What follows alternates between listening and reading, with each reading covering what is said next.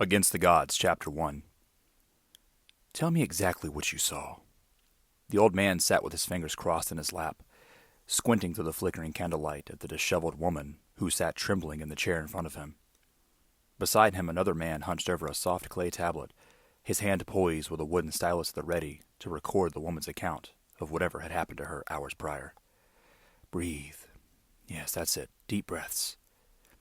The air was a dense mixture of smoke and fear, tense with anxiety and ragged breathing that echoed softly through the large room.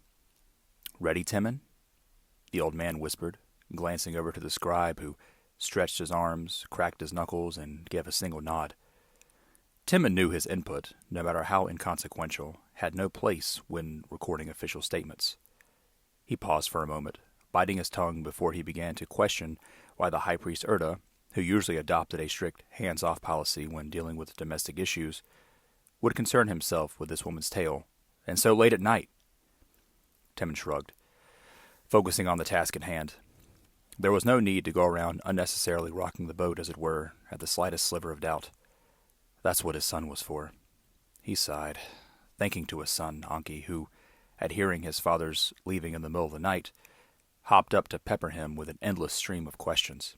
"Oh, it must be so important for you to leave so late," he had said, that glint in his eyes, the way he was able to smirk with a look as many bull-headed young men could do, searching for any sign of lies in his father's face. "With the upcoming festival," Timon hesitated, not sure this would fly. "Erda wants to go over some policies with the, night guards. Surely it wouldn't have anything to do with the screams I heard earlier." The boy grinned, gave a slight wink, and disappeared back into his room. There was no getting past him. "Guard, you may leave now." Erda's voice brought Timon back into focus, staring at the blank slate before him. The guard nodded, his face impassive but trying to hide, Erda discerned, an underlying terror he shared with the woman. "Now let's begin. Timon, are you okay?" Another nod. "I've already told you what happened." Her voice was shaky, her hands wringing constantly. "Only for the record, so we may follow up tomorrow," Erda said. Timon was trained to transcribe the words exactly, opting for, if necessary, abbreviations or shortened strokes to enable him to keep up with whomever he was recording. While his hands worked out the lines and angles of each glyph, his mind would go blank, only hearing sounds, seeing symbols, never articulating the string of words into any meaningful ideas. His job was not as judge or priest, only record-keeper.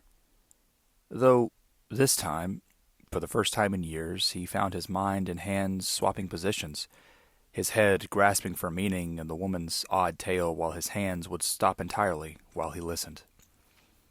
"Timon, again, are you okay?" Erda squinted at him, partly from the low light, partly from his scrupulous gaze, in which he saw, briefly, his own son's peering eyes searching for any trace of dishonesty. The late hour is affecting my listening is all." "You may continue," Erda said, giving Timon a side-eye. "You were recounting waking to the sound of your baby crying?" "And the smell of rotting meat, followed by the sight of a shadow covering the moonlight. My baby was gone after that." Her voice cracked with a steady stream of tears wetting her face again. With a shake of his head, the high priest signaled to Timon to stop recording. "You will do well to get some rest. We have an excellent doctor that has a drink that would fix you right up for the night. Guard!" Once she was escorted out, Erda sat with another sigh, reaching for a cup of wine. "Quite a story, huh?" Timon said, looking back at his tablet. "It's unlike you to become involved with something as petty as..." He thought for a second. "What do you think happened?" "My business is my business, Timon, just as yours is yours. I expect better focus next time. Understood?" Yes, sir." But Timon did not understand, nor did he question any more. Why would the old priest go to such lengths to interrogate a woman instead of letting the guards do their job of finding the missing baby in the first place? Go home and sleep, Erda said. We have a lot more to do tomorrow before the festival.